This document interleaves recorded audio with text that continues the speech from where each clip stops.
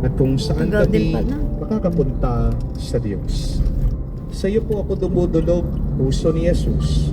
Sa iyo po ako nakakatagpo ng aliw kapag nahihirapan. Pagtatanggol kapag inuusik, lakas kapag nabibigatan sa pagsubok, at liwanag sa dilim at pagdududa. Hindi dito Minamahal kong delikado sa Jesus, gabi. maigting mo po Hindi akong naman. naniniwala Kada Divisoria na. na kaya Oh. mong ipagkaloob ang biyayang Tricycle na aking kami. hinihiling. Pag Divisoria. Oh, yeah. Kailanganin man ito ng isang himala. Naisin mo lang Binondo ito naging at Divisoria, matutupad diba? ng aking panalangin. Oo, malapit na. Inaamin kong ako'y hindi karapat-dapat sa iyong mga biyaya. Ngunit hindi ito dahilan para panghinaan ako ng loob. Ikaw ay Diyos ng habag at hindi mo tatanggihan ang isang pusong nagsisisi. Tignan mo na wapo ako na may habag Yan, Divisoria. at mababatid ng iyong puso ang aking mga Sa likod. kasiraan at kahinaan, ang dahilan upang pagkalooban ang aking mga panalangin. O banal na puso, ano man ang iyong pasya sa aking hiling, hindi po ako titigil na sambahin, ibigin, purihin at pagsilbihan ka. Jesus ko, ikalugod mo nawang tanggapin ang pagsasagawa ko ng ganap na Buti nagbabaha pagsangkayon dito. sa mga atas Ha? ng iyong Hindi nagbaha. kaibig-ibig na puso, Nagbabahan din. aking Oh, yeah. tunay na hinahangad na matupad, kasama ng iyong sandilikha magpakailanman.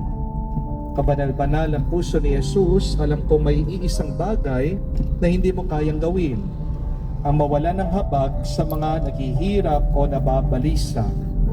Tingnan mo po ako, nagmamakaawa po ako. Minamahal kong Jesus, Ang ganda. ipagkaloob Iglesia mo kayo. ang grasya aking hinihiling Iglesia sa ni iyo Cristo.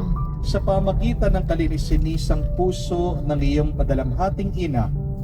Pinagkatiwala mo ako sa Kanya bilang Kanyang anak. Ang Kanyang mga panalangin ay makapangyarihan sa iyo.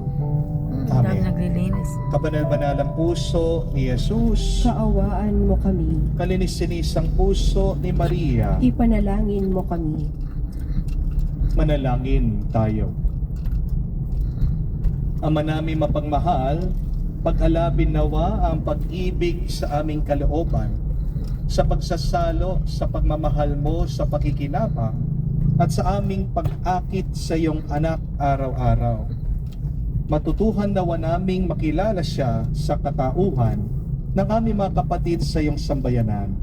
Sa pamagitan niya kasama ng Yan Espiritu ang trabaho ng Santo, boyfriend ko eh. magpa sa Sa pier. walang hanggan. Amen. Tracking.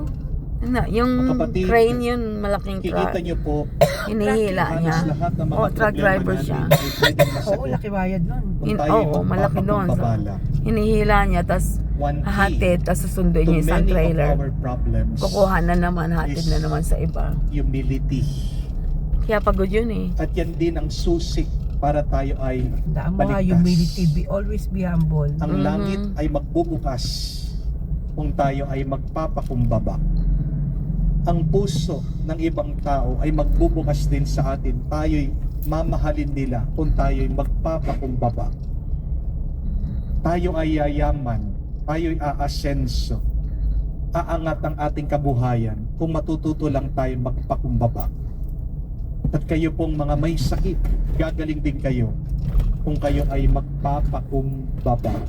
Remember that pride is destructive and humility is creative.